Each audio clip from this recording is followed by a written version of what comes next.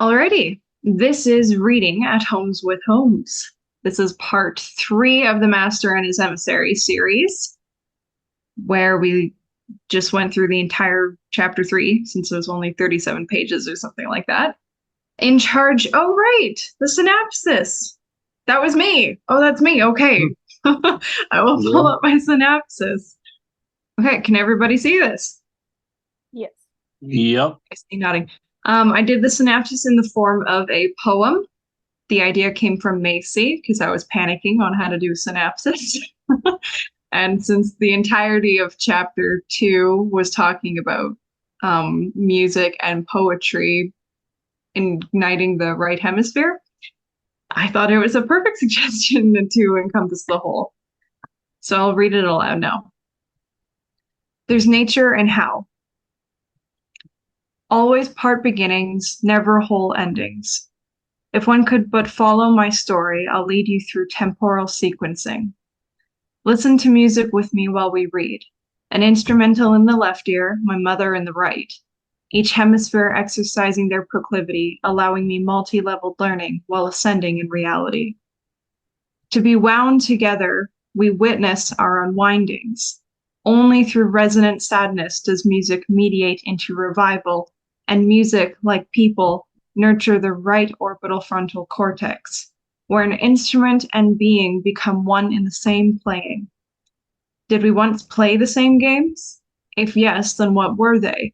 But did we play in the same way? You remember as well as I, Labate, Grounders, Red Rover. But what if you couldn't get by? If you got hit so hastily, did you feel it was over? Each game I joined was a chance for coalition, even PvPs. I'd self-sacrifice if there was room for the little guy, for never were there a game I could play without the other, the opposition. Through my supposed opposites do I again find the context of my quiddity. For no lack of episodic memory, I am gifted consistent identity. Consistent self-experience as a temporary sequenced being. In time and out of it when left hemisphere need be, for it can't swim in the river of time with only half the body at its side. A metaphor to ignite the hemisphere on your right, within a poem of left hemisphere synopsis aim. Back to the beginning again, but never in the same place, for Jacob's ladder spirals over distance, it does not simply stagger straight. So where our full beginning is never established, our part ending will always remain. So, do we have any volunteers for a page? Whether it was confusing or exciting? I see, Carter, you're moving your camera. Sorry, I just had to adjust it briefly. Well, since you so graciously have pages picked out, you can go first. All right. I'll just share one really quick. It's about the top of page 95. I'm not sure how that matches up with what's been shared in the book, but I can start reading and or just give you the first line and then you can find it. Sure. Okay. So it starts, we use the word know in at least two importantly different senses. In one sense, knowledge is essentially an encounter with something or someone, therefore with something other. Yeah, in the physical book, it's actually at the bottom of page 94, and then the bulk of it will move on to 95. Yeah. Okay. Yeah, the important bit is in page 95, but I'm just reading that. I just saw it. You just passed it, wasn't it? We use the word. Yeah, right. Use the word. No, there you go, right there. Perfect. Okay.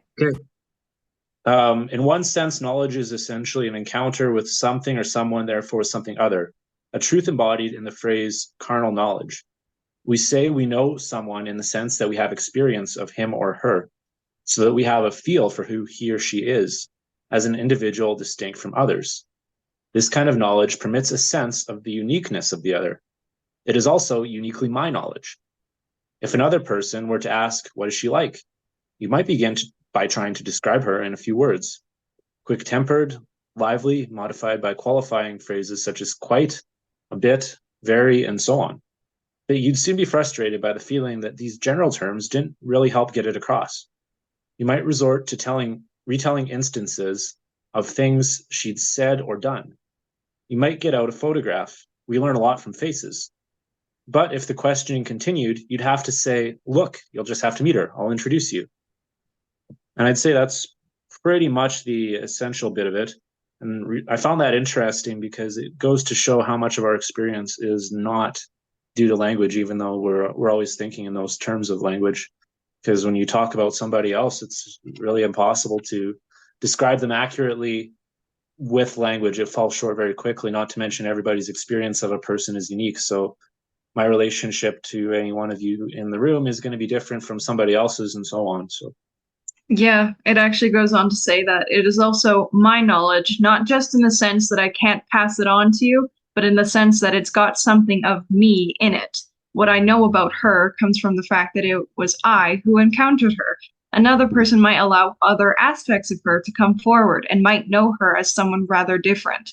But it would also be odd if everyone knew her, found her to be someone altogether different. That would imply that there was no stable underlying entity to know. We would expect a consensus of those who knew her to emerge. This is the kind of knowledge we think of first when talking about the living. Mm-hmm. It's interesting because if somebody presents themselves as very different to everybody else, it actually is a kind of character flaw. So yeah, it kind of reflects something about the person. If everybody has a consistent view of a person, it's going to have little differences. But if everybody sees something different, then you kind of start to wonder what's going on there, if there's some more underlying problems. I feel that it speaks a lot more to an individual's demonstration. So if you are being considerate of the potential for the knowledge to be garnered from someone to know you, then it would be best if you demonstrated yourself with consistency.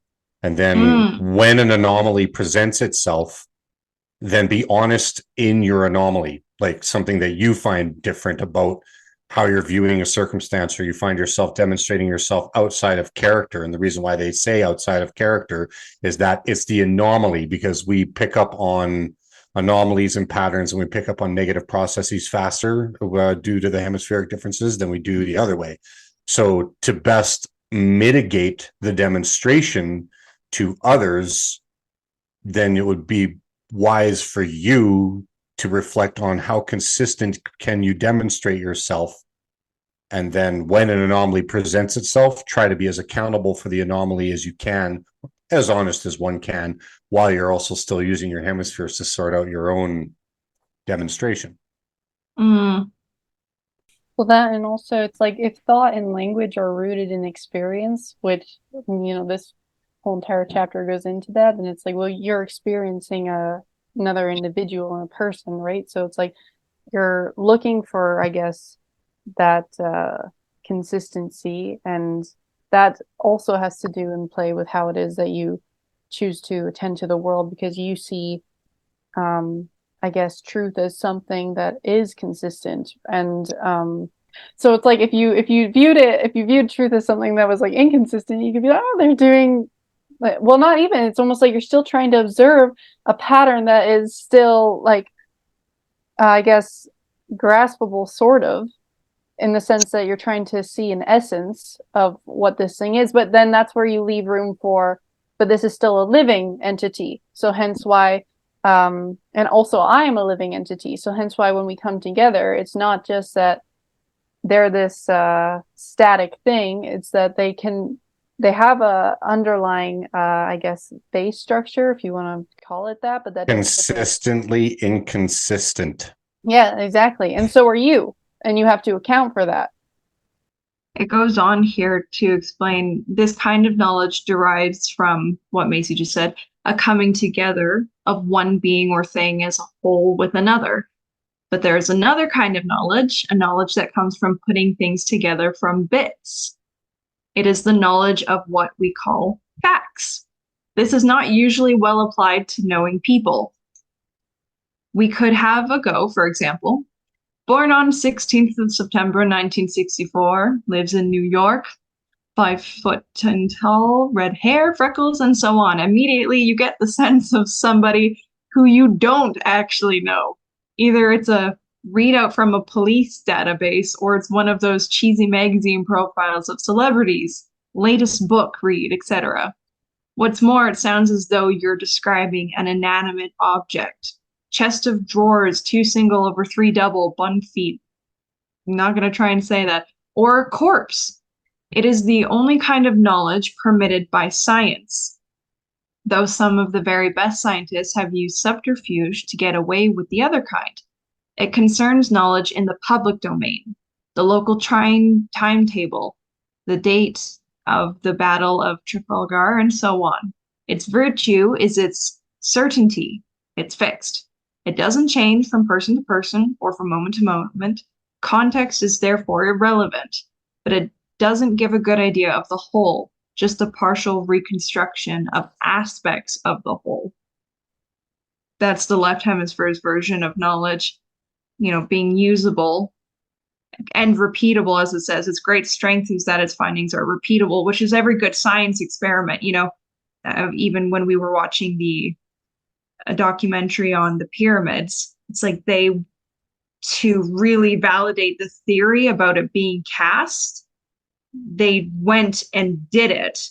And that's a repeatable knowledge that you can do to figure out if it's consistent over time, which is what science usually goes towards. It's that objective thing that you can repeat to share with others. Yeah, the attempt to fix an entity in time so that you can actually analyze it removed from other factors that would normally influence it. Mm-hmm. And I like all of the adjectives they use at the end to describe it: non-living, general, impersonal, fixed, certain, disengaged. So that's the 2 versions of knowing that he comes at right off the bat, the left and the right hemisphere version of knowing. Is there Macy, did you have any screenshots regarding this section? Because I took quite a few just regarding this, because it's really dense about 2 ways of coming to know things. I have so if you go to page 97. 97? And it starts with this fact. Yep, I got it. It goes into, I guess, the mode of attention in which you choose to look at something determines what you find, type of thing. And so even when you're doing your understanding of coming to know things through this what we call the scientific lens, because we only insofar know it according to the parameters we've set of what science is, right? It's like, even when you're thinking about the concept of science, right, you still should allow flexibility for what that is. But so when you're coming to know something, I feel like it's like it has an impact on what it is, that it's almost like you're shaping, and you are in turn being shaped, right? And so with that kind of like lingering on the brain, I'll go into what this says. So it says, this fact that knowledge comes from distinctions implies that we can come to an understanding of the nature of any one thing, whatever it might be, only by comparison with something else we already know, and by observing the similarities and differences. However, just as everything changes its nature, however slightly, when it changes its context, what we choose to compare a thing with determines which aspects of it will stand forward and which will recede. Thus, comparing a football match with a trip to the betting shop brings out some aspects of the experience. Comparing it with going to church brings out others. The model we choose to use to understand something determines what we find. If it is the case that our understanding is an effect of the metaphors we choose, it is also true that it is a cause. Our understanding itself guides the choice of metaphor by which we understand it. The chosen metaphor is both cause and effect of the relationship. Thus, how we think about ourselves and our relationship to the world is already revealed in the metaphors we unconsciously choose to talk about it.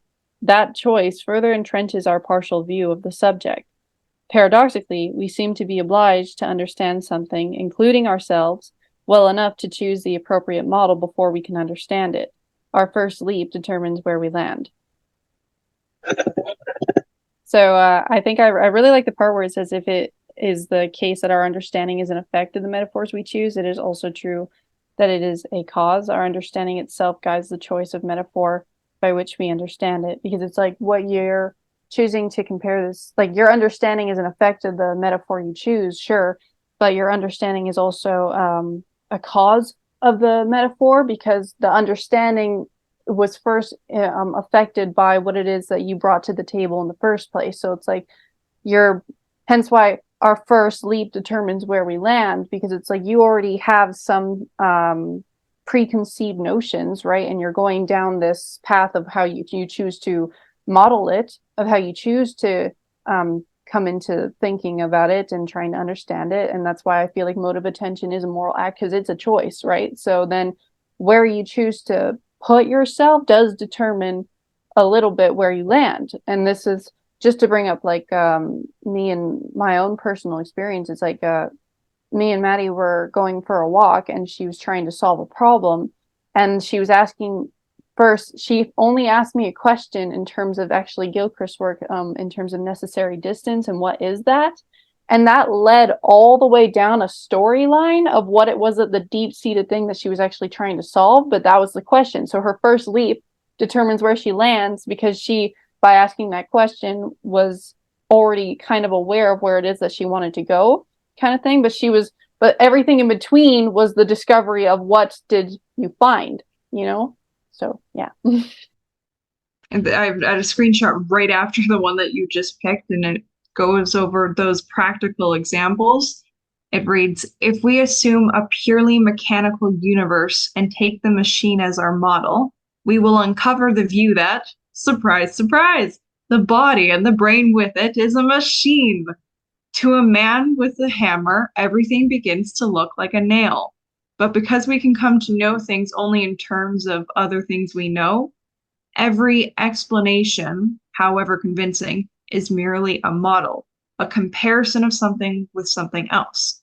All one can say when trying, for example, to interpret scanning data to understand what the brain is doing when I imitate the action of someone else, is that there appears to be some sort of correlation between whatever it is we observe going on in the brain, say a hotspot on a brain scan, suggesting increased metabolism in my right frontal lobe, with the experience I am having at the same time. The nature of that correlation, however, remains obscure because it is instantiated in a unique substance, which is the human body. There isn't anything that can be compared with to get a handle on it except other living bodies, which does not get us much further.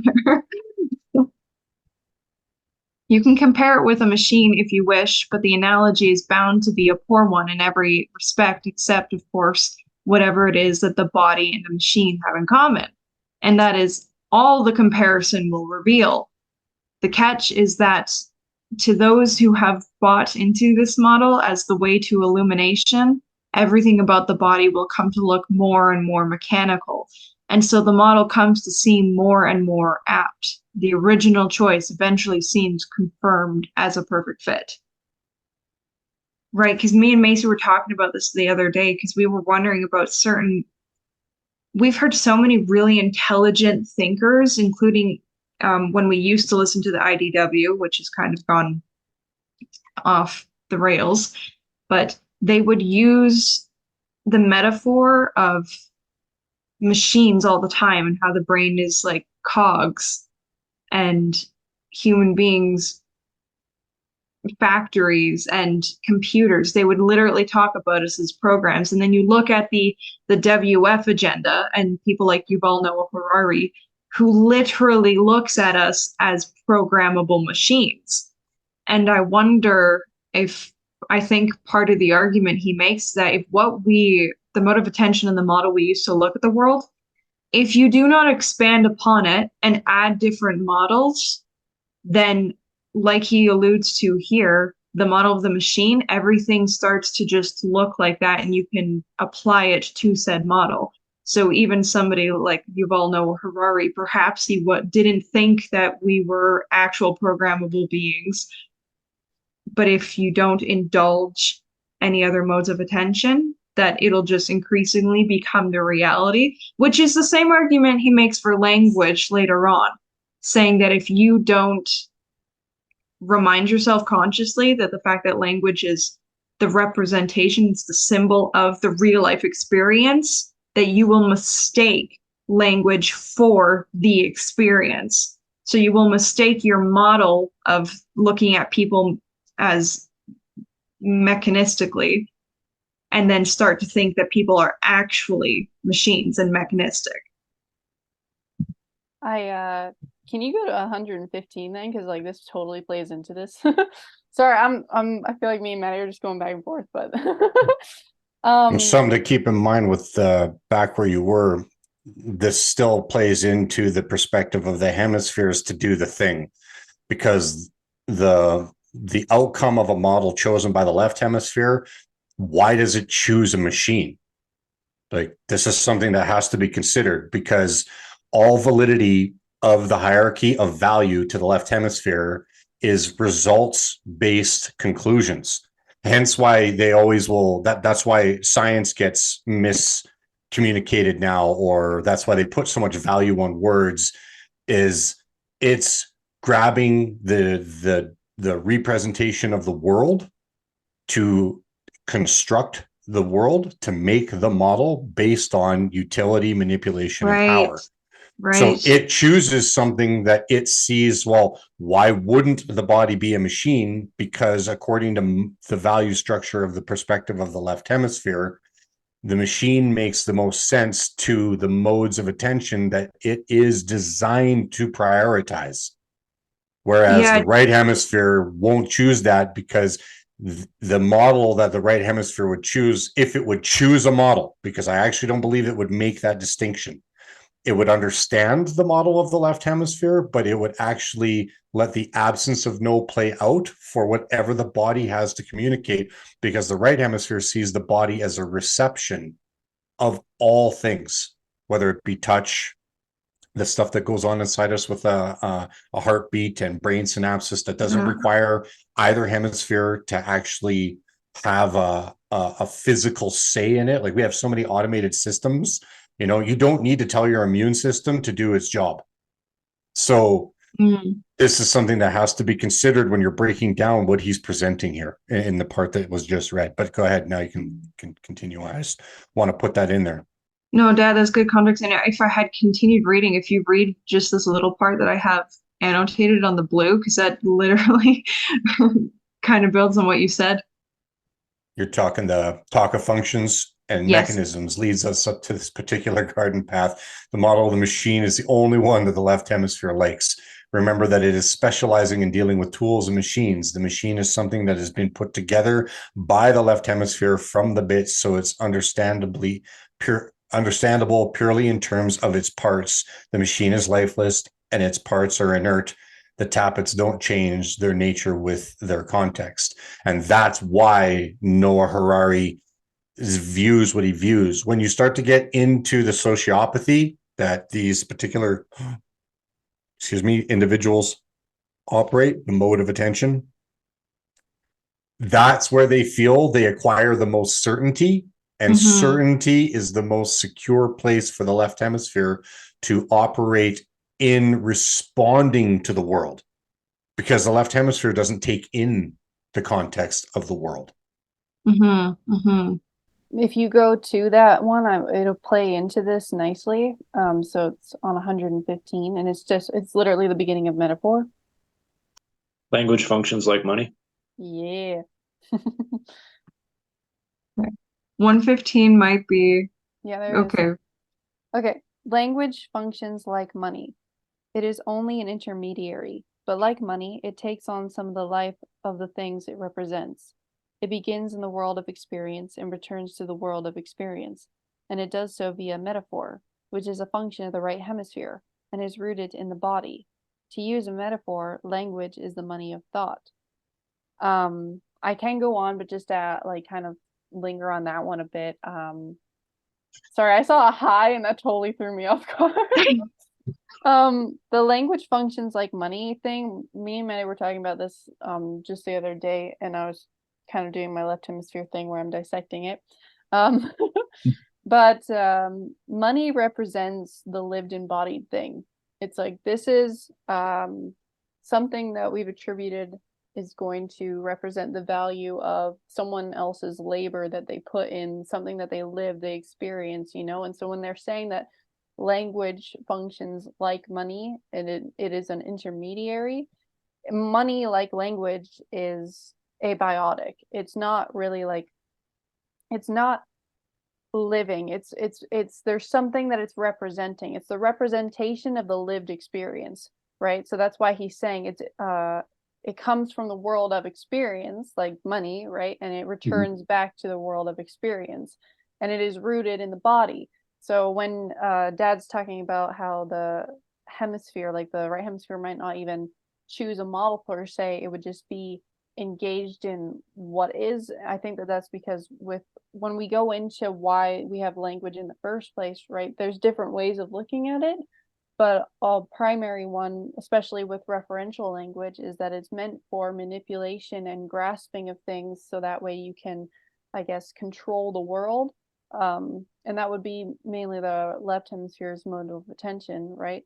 So I'd say that, like, when it comes to metaphor and what he's talking about in this section, he's saying that metaphor is something where it carries you across the gap, and the gap of which, funny enough, is language. Language is kind of like the gap. It's a thing where it's missing something because it's not the embodied thing, but it comes from it.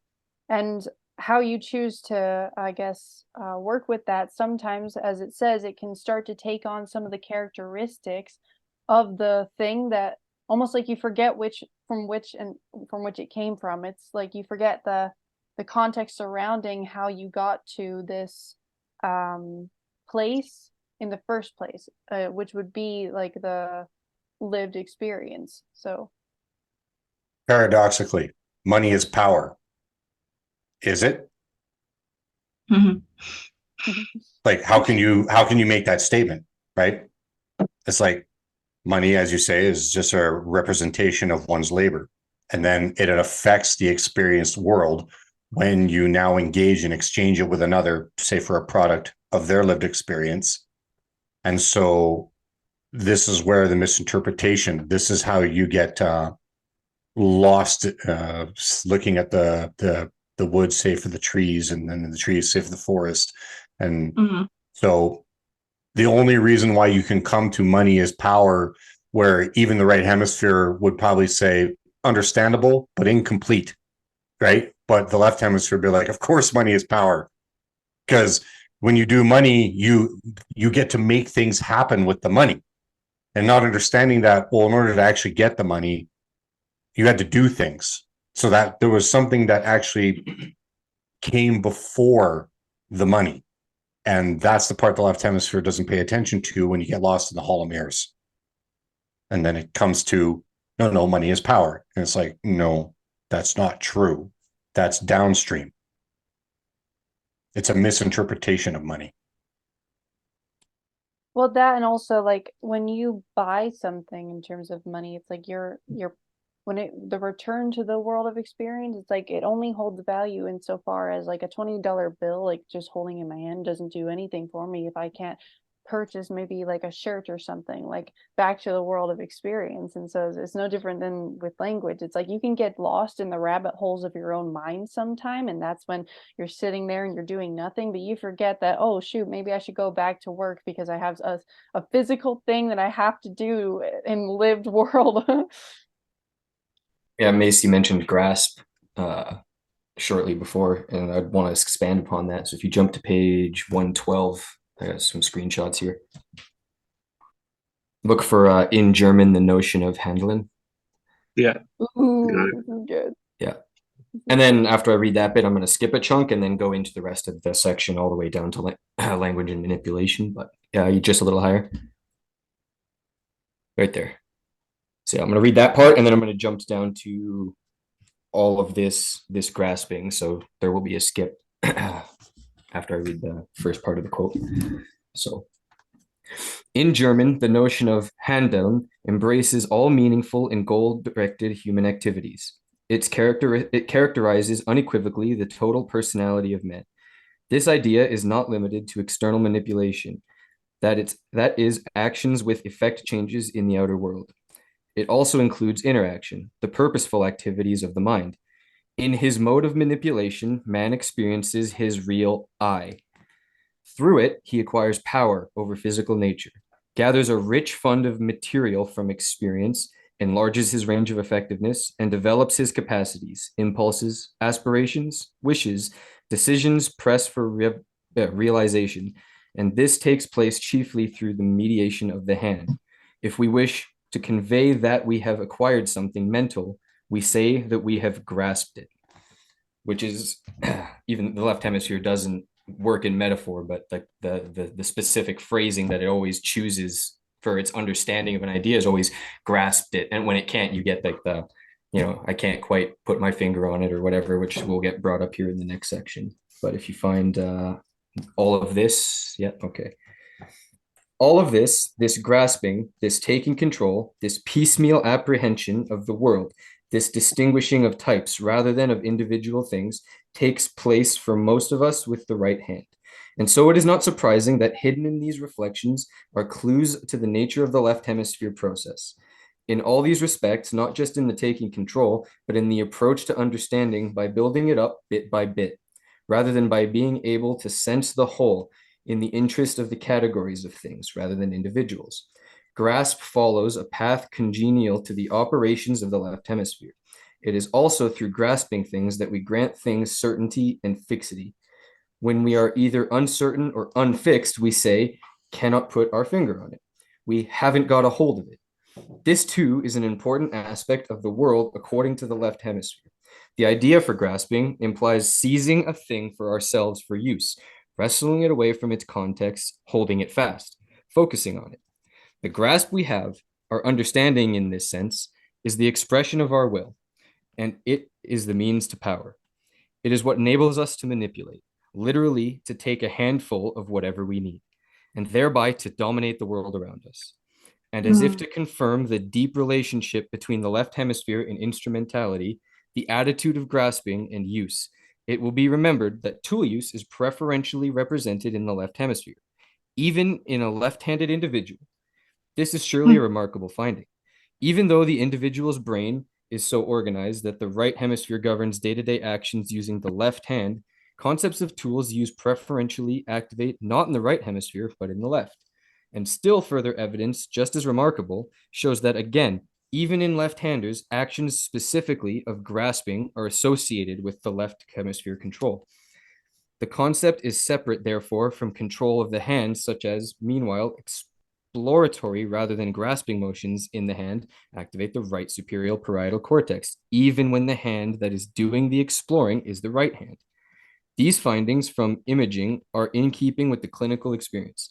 Subjects with right hemisphere damage tend to grasp anything within reach or even brandish their right hand about in empty space, as if searching for something to grasp. And this is not just the release of a primitive reflex, unlike those subjects who exhibit a grasp reflex. They are able to loosen their grip immediately when asked to do so. It is volitional. And the contrast with those with left hemisphere damage, therefore relying on their right hemisphere, could not be more stark. The patient, when asked to copy the examiner's gestures, tries to put out his hands on the examiner's. When his hands are brought into action, it seems as if they are seeking not to remain isolated, as if trying to find companionship in something that fills up an empty space. That made me feel so sad figuring that out. The poor lonely hemisphere looking. Yes, the right hemisphere. Because that's the funny thing about the right and left hemisphere is that the left hemisphere, thinking it can be the master, it's like I'm all I need. That's fine. Whereas the right hemisphere, which doesn't need the left, still in its absence because there's left hemisphere damage, it misses its best friend, and it's like there's something empty. Can you fill the void? That is so insane. It's also cool because it shows the connection between what the hemispheres do and their outlook. Like the left hemisphere, it likes to grasp, it likes to make tools, so that's what it does. But it also has that outlook of when it approaches an idea, it likes certainty, it likes to hold on to it.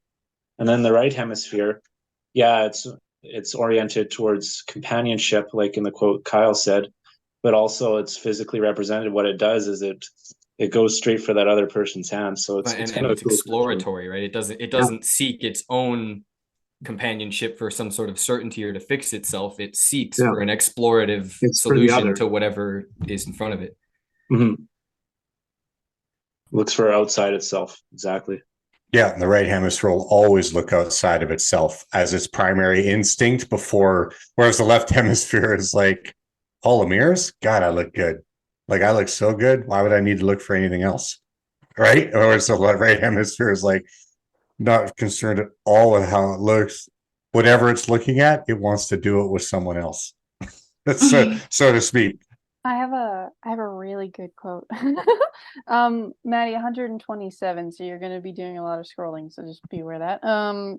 This plays in very well into a bit of the nature of the hemispheres, because I love it, because even Iain was like, we can also choose to look at them as living entities, almost like people.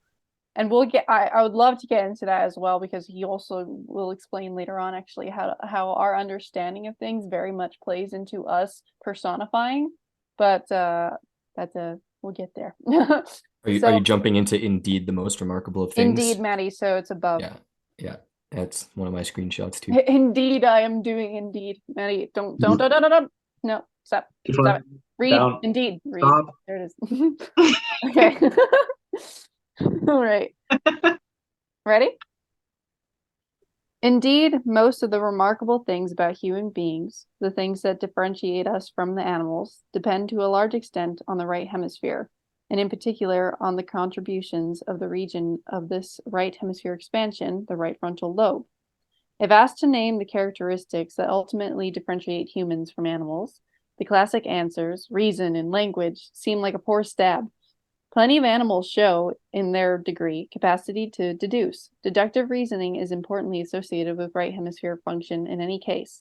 Crows can reason, even bees have language of a kind. Of course, even the most highly evolved animals are incomparably inferior to ourselves in both respects, but the point is that they do show at least glimmerings of such utilitarian functions. But there are many things of which they show no evidence whatsoever. For instance, imagination, creativity, the capacity for religious awe, music, dance, poetry, art, love, and nature, a moral sense, and a sense of and a sense of humor and the ability to change their minds. In all of these, though, as always, both hemispheres undoubtedly play a part. A large part, and in most cases, the principal part, is played by the right hemisphere, usually involving the right frontal lobe, where the left hemisphere's relationship with the world is one of reaching out to grasp, and therefore to use it. The right hemisphere appears to be one of reaching out, just that, without purpose. In fact, one of the main differences between the ways of being of the two hemispheres is that the left hemisphere always has an end in view, a purpose or use, and is more the instrument of our conscious will than the right hemisphere. I don't even know how to, I feel like I could just leave it there. And I just want to emphasize the one quote in that section, which is where the left hemisphere's relationship with the world is one of reaching out to grasp and therefore to use it. The right hemisphere appears to be one of reaching out. Just that. Just reaching out. Yeah, that actually plays into the part that I talked to Kyle about earlier. I thought, I don't need to share this because it just kind of makes me feel good. But now that you both have really emphasized that, I'm going to bring it up. If anyone sees Dunbar, there we go.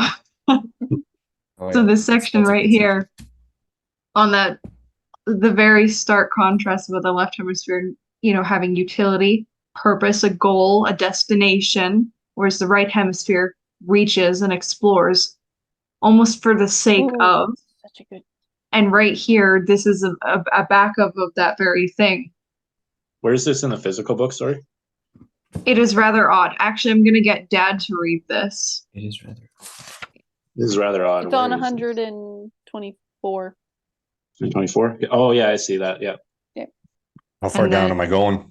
You are going right to the deprived here. Of an explanation?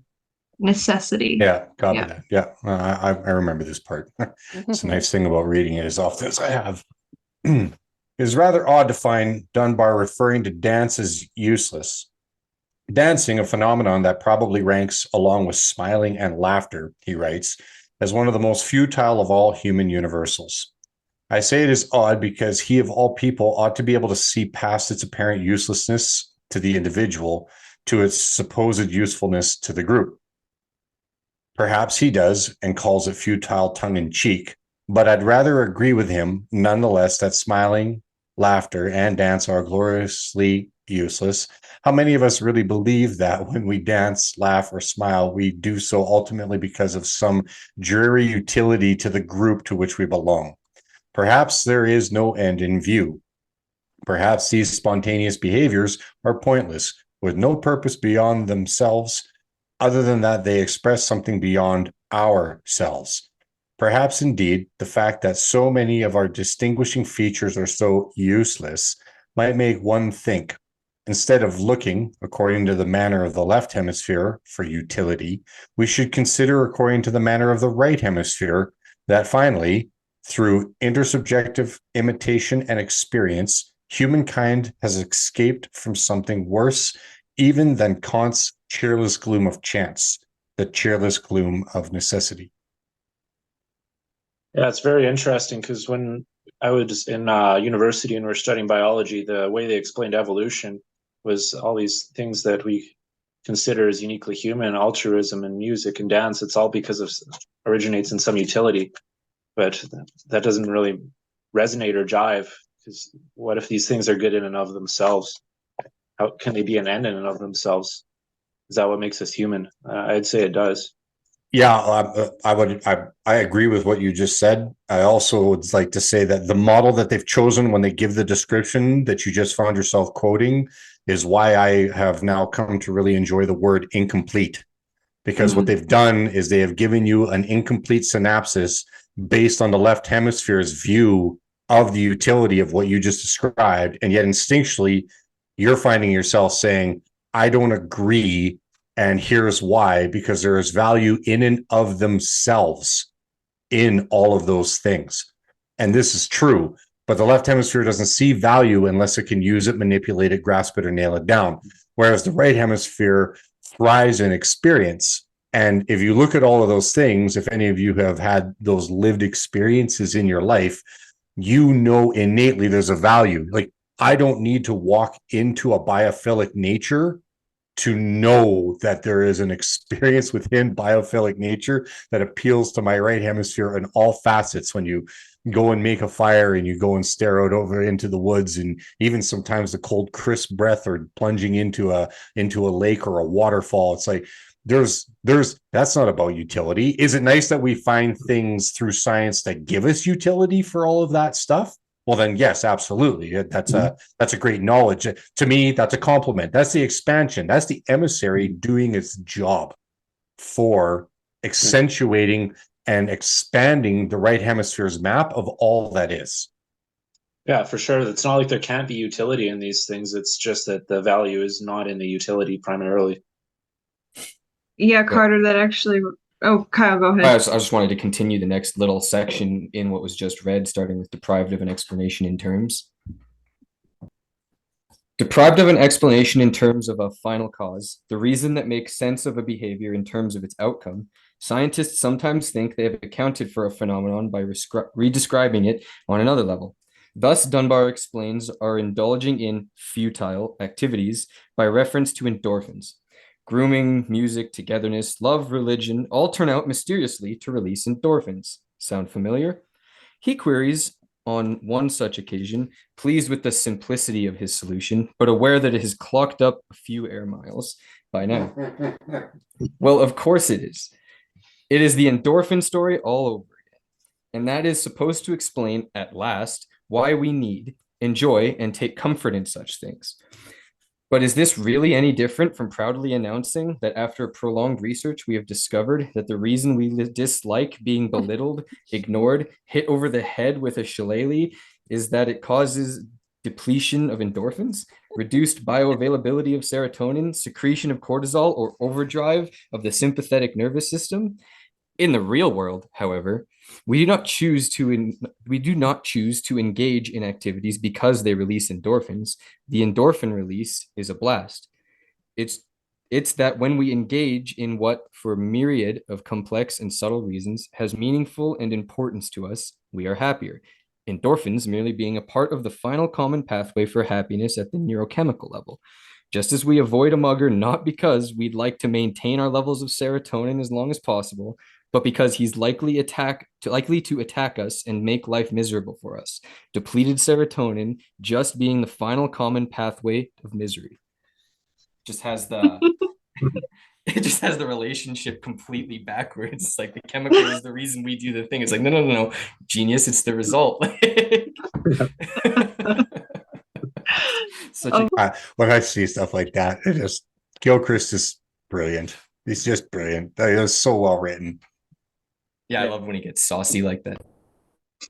And Carter, this section right here, it kind of touches on just what you were talking about in terms of the supposed utility of things, and yet you change the mode of attention, and then it acknowledges and includes for utility, yet that's not the purpose. Yeah, it's like what we seek meaning in. This might be on page 122 for you. 122. Do you want to read that? And indeed, referential language too would have to be that section. Yes. Okay. And indeed, referential language too would have to have been a product of group selection if it really had much to do with communication. Either everyone in the group develops it and the group benefits so that the members of the group flourish, or it doesn't develop. Since it's not much good being a solitary expert communicator if your fellows can't pick up the message. And this makes perfect sense. The advantages of spoken language, such as more efficient hunting, would have benefited all the individuals in the group, even if there was a range of development in linguistic skills, since the products of hunting would have been shared. Classical natural selection, by contrast, would demand that a skill be positively hidden or kept secret from others. A skill, however, which by its very nature is concerned with sharing information. So it looks as if language may have started out not as the process of ruthless competition, but as another area in which humanity has done better by cooperation and collaboration.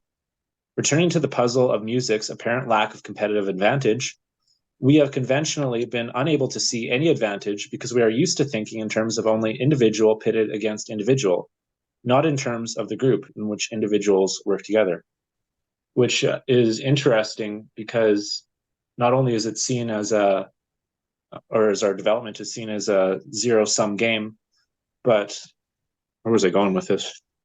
Yeah, sorry, I lost my train of thought. If I think of it, I'll come back to it. That's all right. I think I want to help you kickstart that. Go back a little bit there, Matty. So classical natural selection, by contrast, would have to demand that the skill be positively hidden or kept secret from others. A skill, however, which by its very nature is concerned with sharing information. Okay. So Yes, hang on to your thought, Carter. Let's Yeah. kickstart this. I'm going to bring a personal experience from my time in the early stages of my rigging career when I was getting raised by these 10,000 fathers, as I like to playfully say, because all of these men put influence into my life. But there was a definite evolution, a contrast to when I got myself into the rigging field. And there were fellas that you could see they were willing to teach you enough so that you could become the useful idiot, so to speak, that would make their lives better, but they wouldn't give you the extra knowledge that would be necessary to make me excellent, because they feared that if I became excellent, I could do the job better and steal their job. So that would be the left hemisphere guarding knowledge based on utility.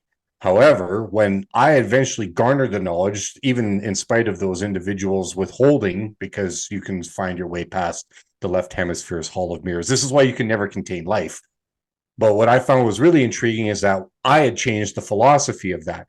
I felt that it was my responsibility, with this knowledge that I had acquired and accrued through my years of experience of doing the job, that I needed to make every man that was around me as equal, if not better. That was my responsibility, because I honestly felt that if I did this thing, even though I could be replaced, I had men that worked under me that refused promotions.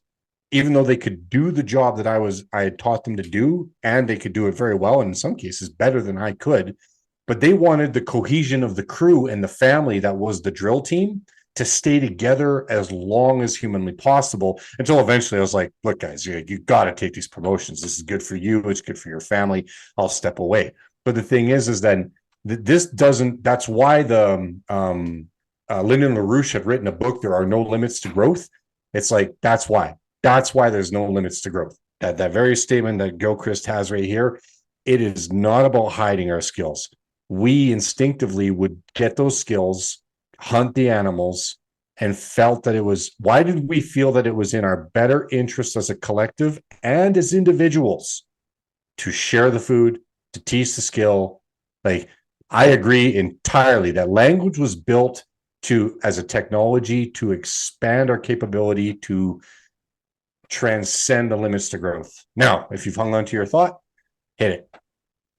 Yeah, I was just going to say that when in the traditional evolutionary model, the whole purpose of any kind of collaboration was only to benefit the individual. So even if the group did benefit, the end goal was to benefit yourself. But like McGilchrist says, that classical natural selection would have to demand the skill be positively hidden or kept secret from others. That just doesn't jive. It doesn't work with that. So if we're gonna grow as a species and grow as a society, we have to share these things, and we have to realize there's no limits on growth. We can't go down the Malthusian path of thinking that it's a zero-sum game or that we have limits. And I don't think it's a matter of have to. I actually think this is where Steven Pinker's work, like the Better Angels Over Nature.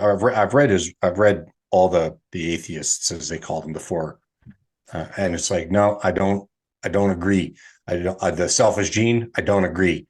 It's an incomplete model, because in most cases, when you let the master be the master and the left hemisphere be the emissary, I look at it and go, the temptation to keep it for yourself usually only arrives in fight or flight mode. When the left hemisphere is it reaches the limbic system for a fast reaction. Like, say you see the snake in your lower peripheral field of view, even though you might have someone right beside you, you're going to jump and do a thing. But one of the first things that you might realize is that there are times when an individual will actually grab the person beside them, or attempt to help the person beside them, or be like, look out, snake, and they jump into them, or they put their arm in front of them. I feel like their model is incomplete. Yeah, that's a good way of putting it. Yeah, there's an example earlier. He literally goes over and alludes to Steven Pinker's work, because Steven Pinker, in the uselessness of music that McGilchrist debunks so beautifully, Steven Pinker describes music as just another fatty food, and it's the equivalent of just pornography. Again, those endorphins, it's the only reason people indulge music. And then I like what McGilchrist finishes off here saying, argument, this is the argument from utility. Many other things that we are so often told are useful to the group, music and dance, a sense of beauty and a sense of awe. Language helped make us more effective competitors at the group level, if not at the level of the individual. Ultimately, though, I believe that the great achievement of humankind is not to have perfected utility through banding together to form groups, but to have learnt through our faculty for intersubjective experience and our related ability to imitate, to transcend utility altogether. We can, through our ability to imitate, make our own choices about the direction we take, mold our thinking and behavior, and therefore our human future according to our own values, rather than waiting to be driven by the blind process of genetic competition, which knows only one value, that of utility. We can choose to imitate forms of thinking or behaving, and by doing so, both speed up our evolution by many orders of magnitude and shift it away from the blind forces of chance and necessity in a direction or directions of our own choosing. I think that with this, it's so crucial. This is one of my favorite quotes here, and it's actually because when we're talking about imitation, and he goes on about imitation beautifully, and I absolutely adore it. And I think that it's because like I feel like we have and he mentions this before actually in later chapters where it's like we have there is an understanding where you are not necessarily an isolated being. It's like what you are is a product of others. It's a product of everything that surrounds you, the context that you're living. It's like it's not just you're a solely isolated thing. But he says that in that utility section that it's like, but you have a choice to become a creator, essentially. It's like you are created and being molded always, constantly, completely. And you also have the choice to become a creator in the sense that it's like, well, now based on imitation, you get to choose, well, what is it that I would like to demonstrate, and what is it that I choose to now become now I'm no longer imitating, but I will become someone who will be imitated, right? And I think that I would like, Maddie, can you go to 121? Because I think that I want to kind of like keep on touching a bit more on imitation. Imitation can certainly be reduced to a matter of copying by rote, breaking an action down into a series of steps and reproducing them mechanically. Deliberate, explicit copying of single gestures out of context and would be like this. But it can also be driven by a feeling of attraction, which results by a process that remains mysterious in our apprehending the whole and trying to feel what that must be like from the inside, by, so to speak, inhabiting the other person. This is how we imitate someone else's voice, speech patterns, or physical mannerisms, their way of talking or walking. I use the term attraction in a sense that makes no necessary judgment about the worth of its object. If imitation can be the sincerest form of flattery, it can also be the sincerest form of mockery. But it does often carry a charge of positive attraction towards its object. We become who we are by imitating the models of people we admire or respect. It is also how we acquire most of our skills, even though at times we may resort to copying by rote. Such imitation is empathic and involves identification. It plays an important role in human development, not only in skill acquisition, such precisely as a child's developing mastery of language, but in the development of values which form part of our individuality. I will return to this topic of imitation in Chapter 7. Stay tuned. When I consider the possible ways in which shifts in the history of ideas could come about. I'm going to keep going. Yeah. Skills are embodied and therefore largely intuitive. They resist the process of explicit rule following. The Chuang-Tzu, a classic of Taoist literature, contains several stories, such as that of Cookting cutting up an ox for Lord Wenhu, designed to illustrate the fact that a skill cannot be formulated into words or rules, but can be learned only by watching and following with one's eyes, one's hands, and ultimately one's whole being. The expert himself is unaware how he achieves what it is he does. As Dreyfus put it in their book Mind Over Machine, an expert's skill has become so much a part of him that he need be no more aware of it than he is of his own body. Despite powerful suggestions to the contrary, language is not an abstraction from life, a game, with its suggestions of autonomy, triviality, and definition by rules. No, it is an extension of life. In Wittgenson's famous phrase, to imagine a language means to imagine a form of life, not a virtual representation of life, but a form of life. A child does not acquire the skill of language any more than the skill of life by learning rules, but by imitation, a form of empathic identification, usually with his or her parents, or at any rate with those members of the group who are perceived as more proficient. I've suggested that such identification involves an obviously unconscious attempt to inhabit another person's body, and this may sound somewhat mystical. But imitation is an attempt to be like, in the sense of experiencing what it is like to be another person. And what it is like to be that person is something that can be experienced only from the inside. not just the acquisition of language, but the everyday business of language in itself involves such just such an inhabiting. Communication occurs because, in a necessarily limited but nonetheless crucially important sense, we come to feel what it is like to be the person who is communicating with us. This explains why we pick up another person's speech habits or tics, even against our will. A stammer is a sometimes embarrassing case in point. It explains many of the problems of emotional entrainment in conversation. The counter-transference that occurs, not just in therapy, but in ordinary everyday life, when we experience in our own frames the very feelings that our interlocutor experiences. And empathy is associated with a greater intuitive desire to imitate.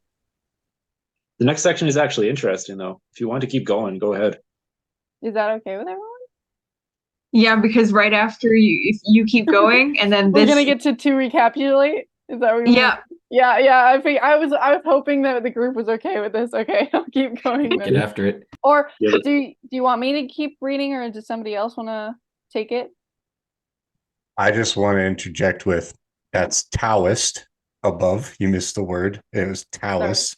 And then it's interlocutor, right? And before that, it was also Chang Su, not Chu Yeah. Wang Tizu. Yeah. Sorry. that's close enough. We got the point. So Would you want me to read? Because I haven't said anything this Yeah, entire. Yeah, go for it, Noah, Noah. go for it. yes, Alright, please. From where? From where? By inhabiting the body of the other. Top of the screen. Okay, perfect. By inhabiting the body of the other, this is how language began. Rudolf Lehan, who perhaps more closely observes the meaning of bodily movement in performance than anyone that ever lived, has some fascinating observations to make in this regard. In Saharan. Saharan Africa, there is a form of communication using drum beats, which has been dubbed, perhaps somewhat infelicitously. Nice. I tried That was rhythmic good. drum telegraphy. This technique is widespread, and it apparently detailed messages can be communicated over long distances. According to Laban, there is no attempt, as the Westerner might imagine, to mimic the sound pattern of words or phrases that would be rendered pointless by the many different languages spoken by different tribes occupying adjacent territories. Instead, the reception of these drum or tom rhythms is accompanied by a vision of the drummer's movement, and this movement, a kind of dance, which is visualized and understood. Communication occurs because the listener inhabits the body of the person who drums and experiences what it is that the drummer is experiencing. Even if the language no longer seems to us in the West to body forth meaning in this way, it may be that at least our understanding of music still shares the inhabiting of the movements of the other, the performer, the singer, perhaps even the composer. 11 again. It is interesting to note that the orchestral music is produced by the most precise bodily movements by the musicians. He suggests that perhaps one of the reasons we like to see as well as hear music performed is exactly that we can better inhabit the performer's body, a perception that appears to be intuitively correct. Now, Noah, can you before we go on, because I know that you have a very good music background, can you relate to that? Like even the section about music being in person and the way you embody it versus, listening to it on your own, because you've done musical performances and stuff. So like, well, I mean, personally, I see music as a language. It's just, yeah. So when you're making music or whatever, it's kind of like I see it as a way of communication. yeah.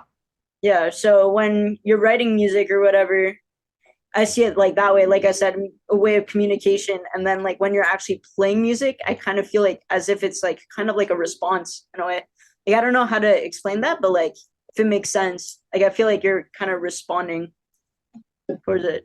Like if you're playing around along with a song, it's more like a response. But like if you're playing it on your own, then you're the one communicating. At least that's the way I see it.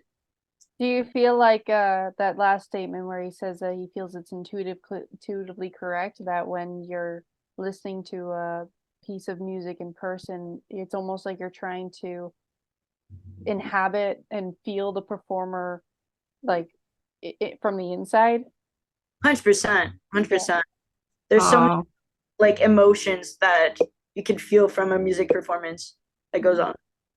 You would have loved, you got to go back and read this chapter, Noah, when you're done, when you have You'll the love time, it, because yes. he has an entire section on that music language. He describes music as a language. You are going to freak over it. So take the time to do this chapter when we're done here.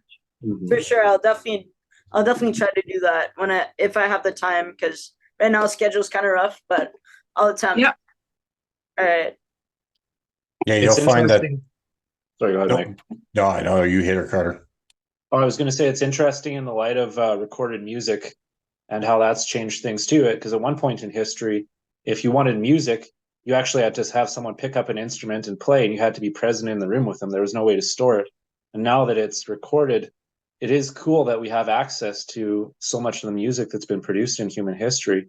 But on the flip side, we lose that aspect of imitation and observation. We can't see it being performed, and it's a totally different experience when you're in a room jamming with somebody, or somebody can play on the piano and you can dance, or you can go to the orchestra and watch them actually play it. It changes things tremendously. I think we've lost something there.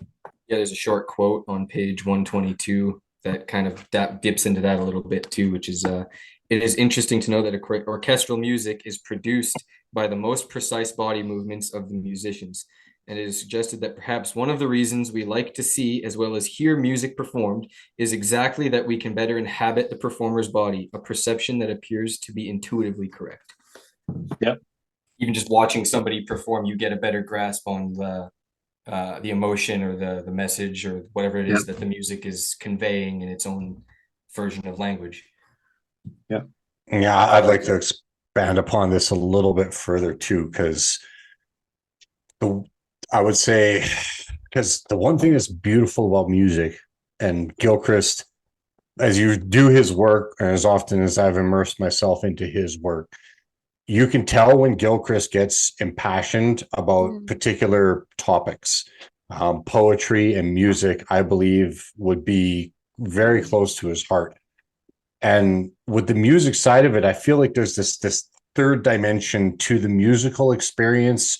Because of the engagement of the hemispheres, it reaches an ultimate cooperation that very few things in our demonstration do, because even much of our content and our conversation, and then when we pull it into our daily lives, music seems to be this the instinctual correctness that's mentioned, but like, so say the left hemisphere likes to systematize music, hence manipulation of algorithms, right? But it doesn't change the fact that music does, the reality is there's algorithms to music, of course.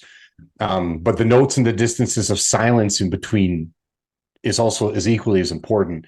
But there's one thing to listen to music, say canned, right? A cassette for the old schoolers, the CD, the MP3, the whatever it is. And then you go to witness a live concert, right? To go and watch Noah perform. And then there's the signature of Noah in the thing, that music that an individual now gets to experience. This plays on what Kyle mentions. And then there's another facet. This is why the third dimension of it that I would just like to offer. This is me also thinking out loud. And this is when you yourself are engaged in doing music, and you are now incorporating the frequency that lays within you, trying to figure out a way to resonate it out of you, because you not only want to connect with that very thing, what is this that I am doing, whether it's with a violin, with a drum kit, with a piano, but the minute that you are then also engaging with the physical instrument in conjunction, like in relation to yourself internally, it's like how I sound when I speak into a microphone in my own head. is not what you hear. So there might be somebody who'd be like, well, I kind of like the dulcet tones of your voice. And I'll be like, I sound like I'm dragging a dead horse behind me when I speak. Right. So the thing is like, but the thing is it doesn't change that there's something that does well up within us. And then we interact with an instrument. If you physically interact with the instrument, there is a relationship. And then this relationship would play onto why, when Kyle had said earlier, when we sit in a room and watch someone, like when I will listen to Kyle pluck his guitar, or Maddie go for the violin, or Macy goes after trying to sing a song, it's like when they decide to attack, or the trumpet, right? When she's hacking out a good trumpet. Oh, because sometimes it is hacking. But the thing is, it doesn't matter when that's happening and I'm the observer to the thing, then there is something, because it gets to, unbeknownst to the individual playing the instrument, it brings the hearer or the observer into a world. And this is instinctually the right hemisphere's realm. This is where God lives. God doesn't live in the left hemisphere. The left hemisphere gives you a Bible. The right hemisphere gives you the true relationship. And it has to be a mediation. That we got all sorts of fun left hemisphere scriptures to tell us about that mediation. But this is the same thing when it gets into music, because when you engage with the instrument, a fixed thing, and your body does an embodiment thing with the strings or the chords or the ivory keys, or then it reverberates the ring of truth. You don't even know exactly how to put your finger on it, because the left hemisphere would really like it if it could do that. But it almost is, it's the one thing that tames the left hemisphere. It tames it. It almost like allows it to really get into its place. And that's the only reason why the embodiment ends up being the causality downstream. Like the right hemisphere has, like Noah said, right? There's this communication. Then the left hemisphere masters the manipulation of the tool that you are mediating with. And then when you're doing the thing, you get even more of this enhanced. You can put your emotion and your mind, your body, your soul, both hemispheres, it all comes together. And then as the observer, you find yourself being like, you're there, you're in the zone, and you got pulled into it. And that is when both hemispheres, it's a mighty symphony. Yeah. That's me thinking out loud. Sorry, go. Noah, if you want to finish reading this part, and then if anybody does have sections on music language just to tickle Noah's fancy, because I seemingly don't have it, which is uncharacteristic of me, but I don't. But in the meantime. Okay. To recapitulate, then language originates as an embodied expression of emotion that is communicated by one individual inhabiting the body and therefore the emotional world of another, a bodily skill further that is acquired by each of us through imitation, by the emotional identification and intuitive harmonization of the bodily states of the one who learns with the one from whom it is learned. A skill, moreover, that originates the brain as an analog of the bodily movement and involves the same process and even the same brain areas as certain highly expressive gestures, as well as involving mirror neurons that are activated equally when we carry an action and we see another carry it out. So the process, we can almost literally be said to share another's bodily experience and inhabit one another's bodies. A process, finally, that anthropologists see as derived from music, in turn an extension of grooming, which binds us together as physically embodied beings through a form of extended body language that is emotionally compelling across a large number of individuals within the group. At the least, one can say that it forms bridges, as any module of communication has to. between individuals at every stage of its development and practice. Historically and individually, it does so by relying on our common corporeality within a group, the image of which furthermore is the body. We call a group of people a body, and its constituents are seen as limbs or members. The relationship within the group is not additive merely, as it would be as a mechanical assembly of terms, but combinatory, producing a new entity that is more than the sum of its parts. If it were chemical, one would say that it were a compound rather than a mixture. You can stop at this blue line. We can stop at that blue line. Okay. If language began in music, it began functions which are related to empathy and common life, not competition and division, promoting togetherness, or as I would prefer, betweenness.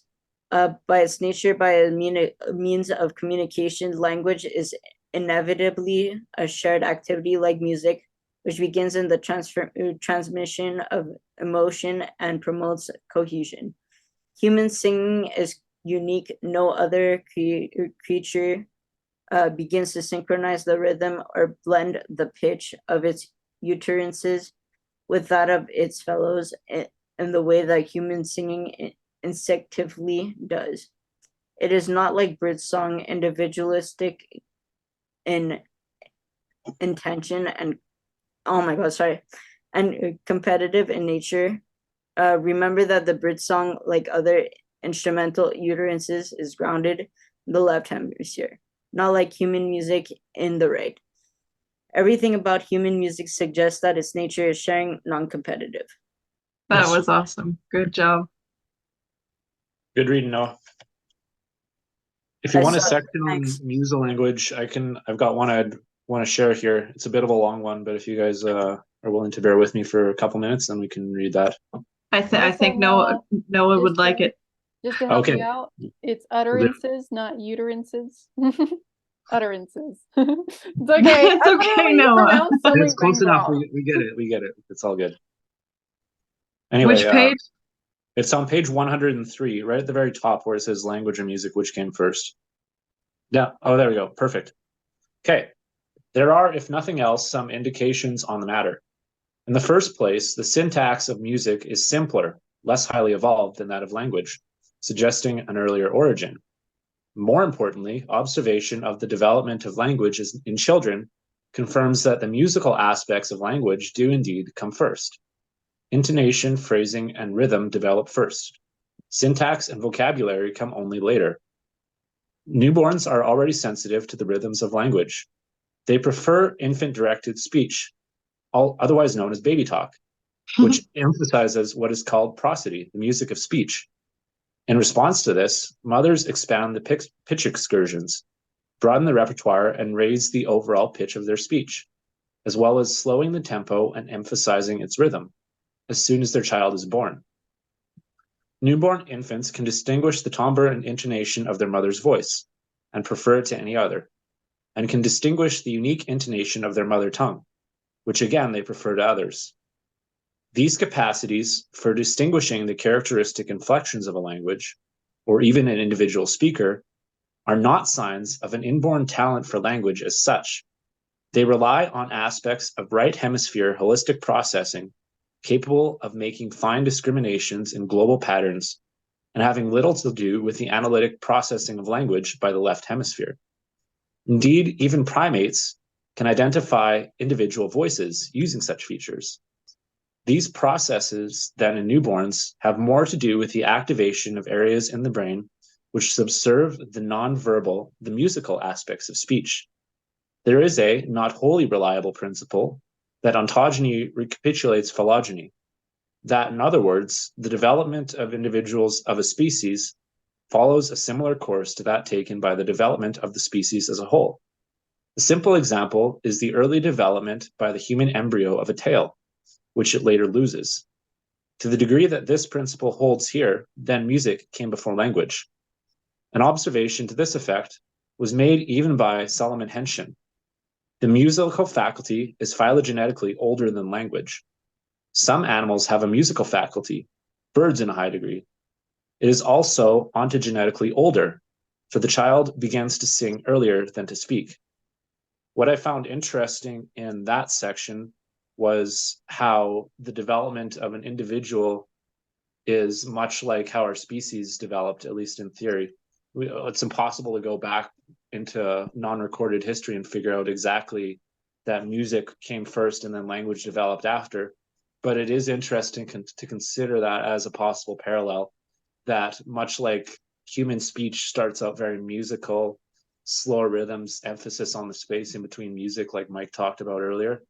And then also that the possibility that in our development as a species, we went through that same process. We started out with a sing-song kind of language, and then that morphed into what we know as our verbal expression today and the written language that we have now, and how people read and interpret that. Yeah, so let's add to that. Let's expand this idea for a little bit. So travel with me, if you will, under consideration of something that I've been thinking about.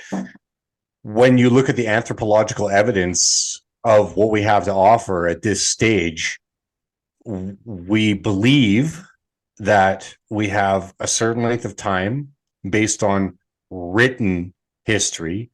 And when I say written, we can even go into, because like there are sections where McGilchrist talks about the development of language when you use pictographs, and then pictographs, and then you get your right to left or top down written languages of different cultures, and then caves and whatnot. But I find that I'm very much behind this theory that he is presenting, because I'm trying to put it into even my own experiences of holding children as a father, and the cooing, as they call it, for another term. And it's like that ends up being something that instinctually happens well before you start playing the language game. And that parents have a tendency to try to speak in tones and connotations and in a vernacular that are just always slightly above where the parent knows where the natural place of the child is. But then this led me to believe that we might be making an assumption that the causality of language downstream for us historically would lead us to think that words preceded music. And I would actually agree that I think that how do you write your music? Like, this came way later. We codified music. And that doesn't even mean that that's correct that we did so. We did so as a manner of being able to convey music to one another through a written, like when you read music. So we're reading and writing something that came way downstream of the lived reality of the experience of music. So I have a tendency to agree with Gilchrist that it makes more sense for the cooing nature of like whale song, right? This is something like, how do we even know that whales communicate? Well, because we could register and recognize whale song.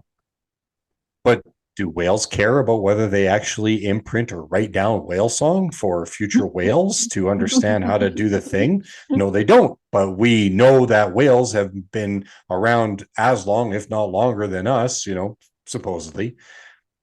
And let's not even argue that. It's that they did this thing. Now, bird song, that's a little more individual and for mating purposes, but that's not necessarily the case when you start thinking about dolphins and whales. So this is very intriguing and something that shouldn't be taken just like hand waved out of the frame. That in all actuality, I think true that music more than likely did come first for us. And I still see that as also a means to communicate, not for manipulation, but for community, for integration. Yeah. That's McGilchrist literally has a section where he alludes to the fact that both whales and dolphins communicate via music, and they do it very often. Like they are a very talkative species.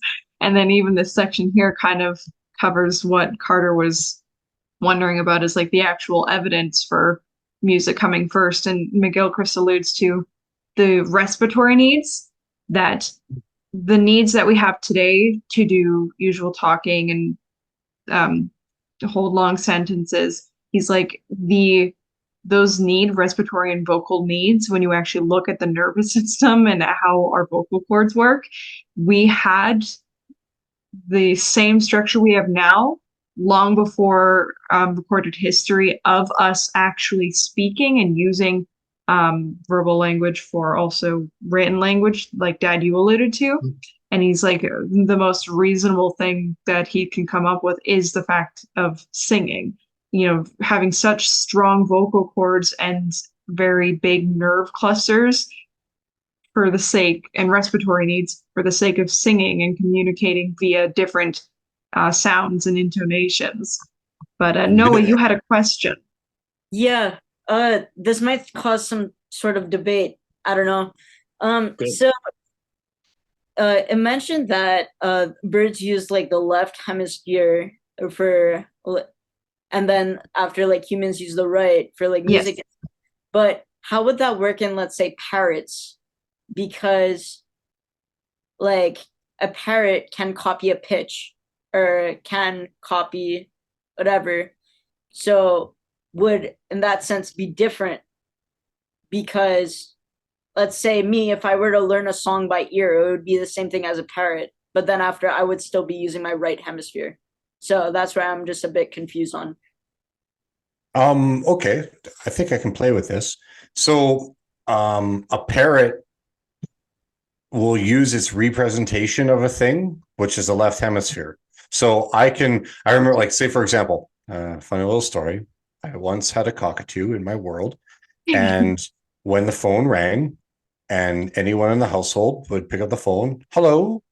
So then whenever the phone rang, the cockatoo would fly to the shoulder of the individual that was picking up the phone. And as he picked up the phone, hello, and it would do the thing.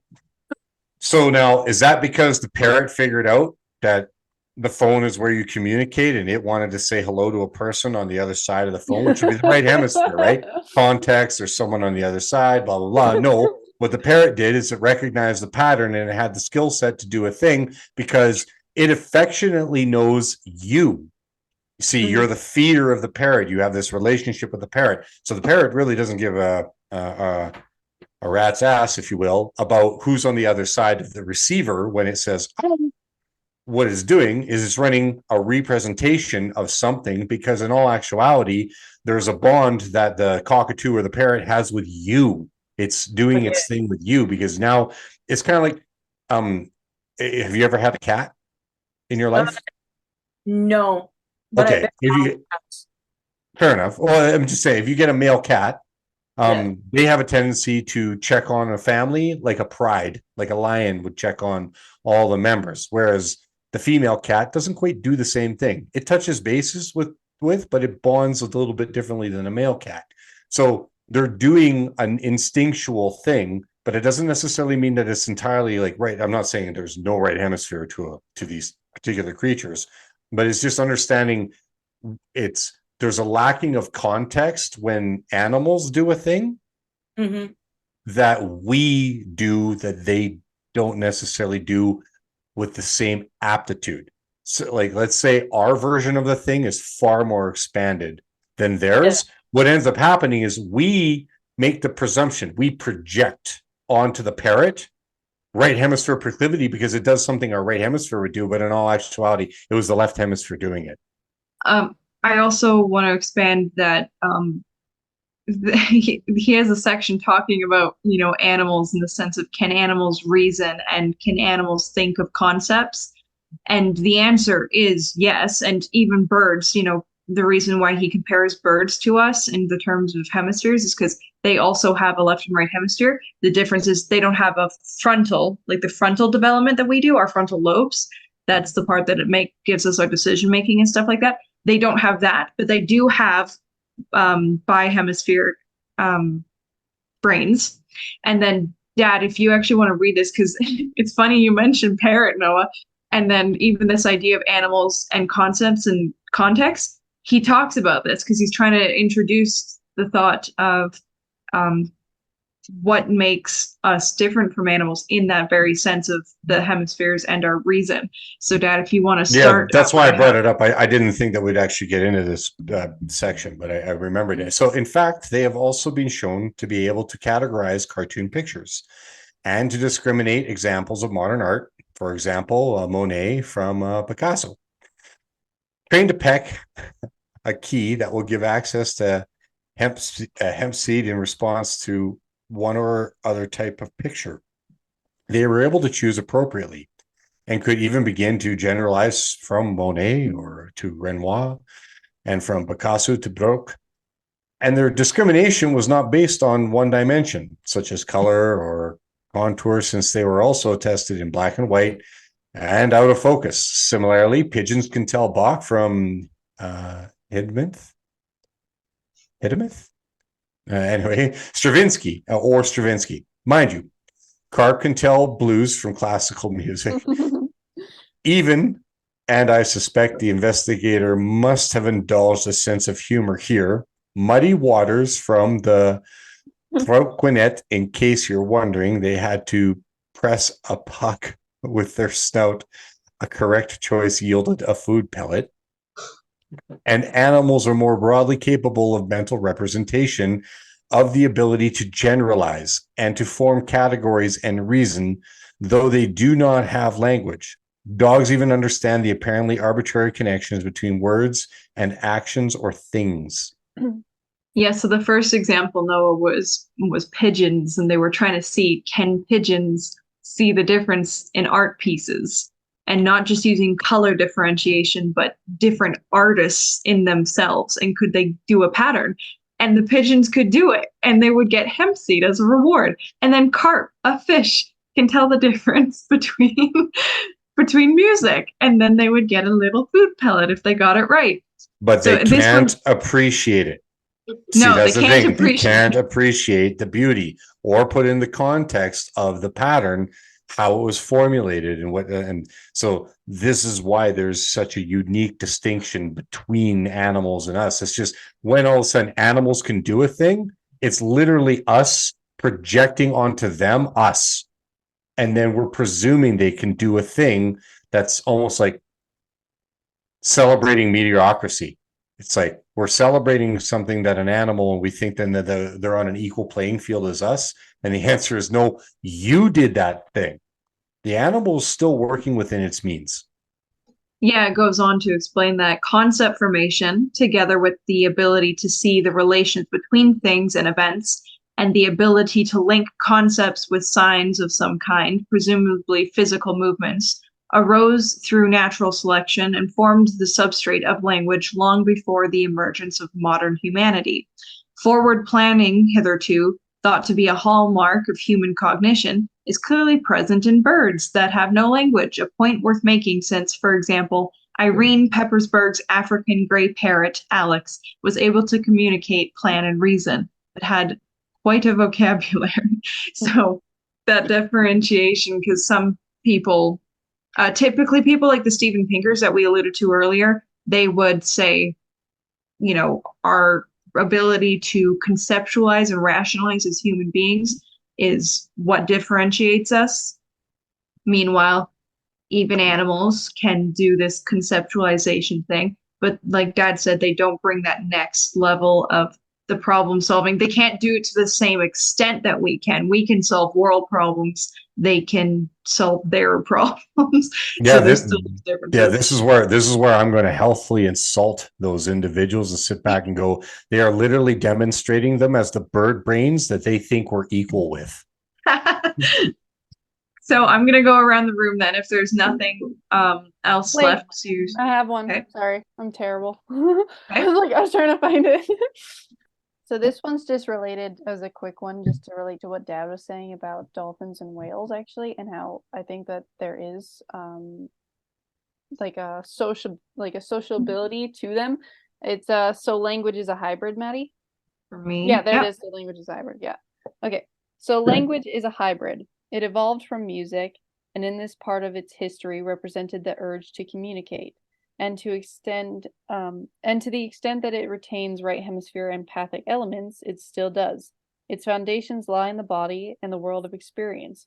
But referential language, with its huge vocabulary and sophisticated syntax, did not originate in a drive to communicate, and from this point of view represents something of a hijack. It has done everything it can to repudiate both its bodily origins and its dependency on experience, to become a world unto itself. Despite all that, however, the urge to speak still does not come from Broca's area, where the motor speech act originates. That's evident from the fact that subjects with legions in Broca's area usually seem desperate to communicate. No, it comes from the anterior cingulate, a deeper lying region profoundly implicated in social motivation. Subjects with damage to this area exhibit akinetic mutism, that the lack of desire to communicate despite having perfectly normal speech function. This reinforces the conclusion that speech is fundamentally a social act, and it has only been tortuously bent for scientific ends. Parenthetically, dolphins and whales have rich neural expansions in this area of the brain, anterior cingulate, and they do seem to be highly communicative. It might also be pointed out that these animals, famous for their intelligence and sociability, communicate by music. So that was like a little add into kind of like the brain anterior cingulate, kind of funny little scientific left hemisphere finite of kind of proving your point, but it's just context. But it's interesting because it shows how the area that we think of as being typically responsible for that, it's not necessarily where the underlying motivation is coming from. So that's pretty cool. I like it. Yeah, just read, the Club of Rome and their limits to growth argue that we're primitive beings and we're selfish, yet evidence shows even the basic of some of the limbic system, we communicate. We have a desire and an urge and a fire to communicate for cooperation's sake. So yeah, and we outsource our sanity. Like we're the only species. Well, no, that's too bold. Outsourcing our sanity is something that we do in order to be able to have a higher rate of success with one another. If we do this effectively and with consideration, then we inspire future generations to do the same thing.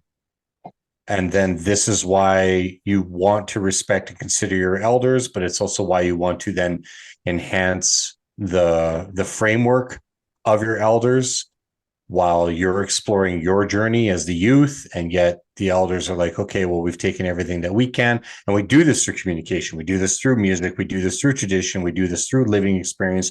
We do this through passing on of ideas and we've also learned how to pass on through communication possibility.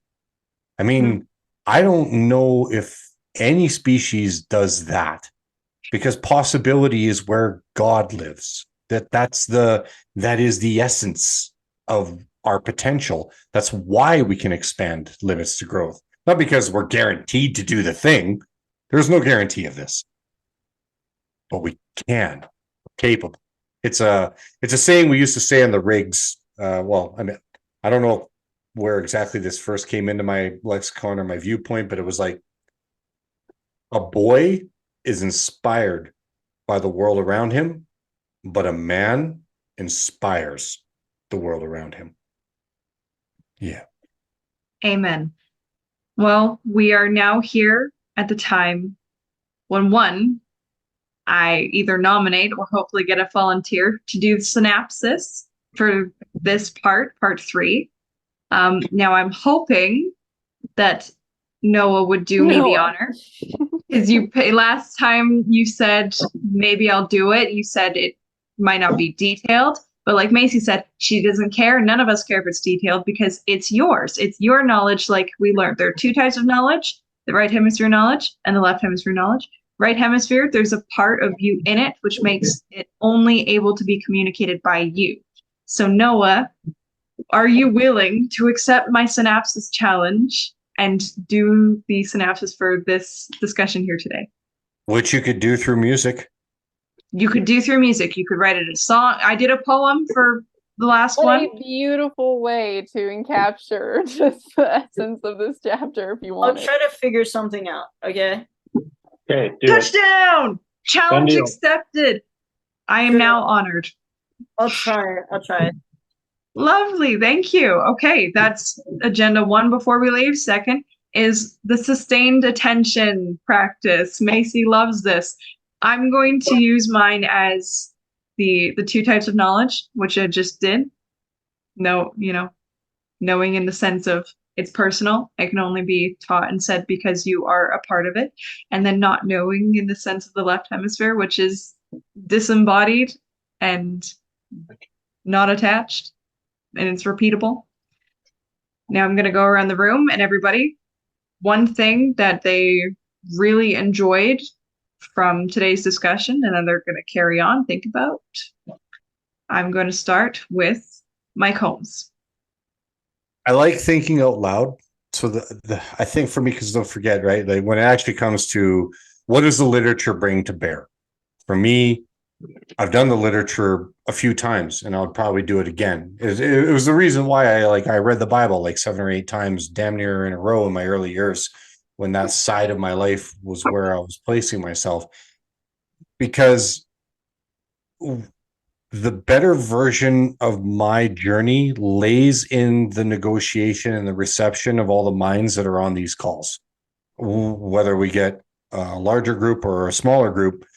Yes, most of the people on the call are in my own household, but we do this all the time. So I'm going to say that that's the dynamic I like, because it helps me think things through even more. It takes the fact that even though I've read these books and I've read the book several times, and you guys have literally heard me like run a play on it every time I've done it, because there's something more to be garnered, not because the book changed, because it's static, but because my understanding of it expands.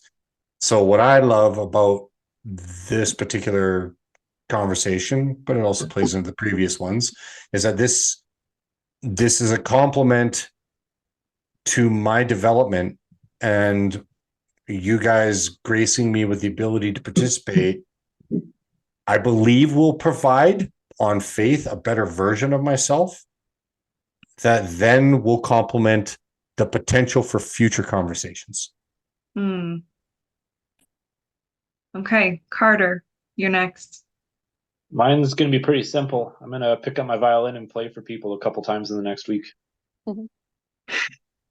That's some good sustained attention. Okay. Macy. I think I like the part where Dad was saying, actually, I didn't think about this, where it's almost like we project onto animals kind of like what it is that we see from ourselves, and then we kind of lump us together and we settle for the mediocrity. And then what he calls it's like those people that do that are almost representing the bird brains that they are and thinking that we are this thing. And I like that part that he mentioned about it, because it's like we definitely are the type where we have creativity and imagination, and all those things leave room for the flexibility, but also the concreteness of what it means to produce and expand potential. And we are aware that we can do that. And then not only that, but I think the best thing that kind of sparked in that is that we are understanding how we are able to do that and how we get there. And that's what the hemispheres are. It's trying to understand not just the why we do what we do, but how we choose to do it. So, yeah. And as Noah last minute checked out, or else she wouldn't get a ride, she said that her sustained attention takeaway was the music portion of it all. And Kyle, that leaves you as our caboose. Take us home. All right.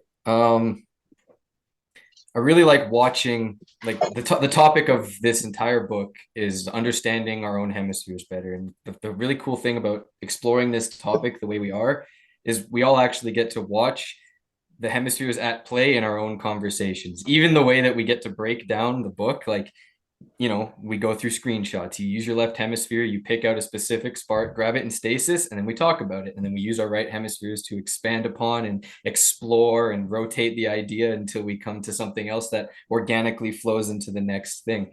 And as we keep gaining chapters under our belt as we go through this process, I've really enjoyed the painting develop. And it's going to be very intriguing to see what each person's individual tapestry looks like when we get to the end of it, once we've gotten through sorting out all the bits. I feel like the tapestry is going to be developing for the rest of our lives, but Ideally. I hope it doesn't stop by the Yeah, I was time we gonna say. finish a book. agree. Hope it won't stop until the breath exits you, and then we'll decide what that is on the other side. Thank you for coming. No. Bye, everybody.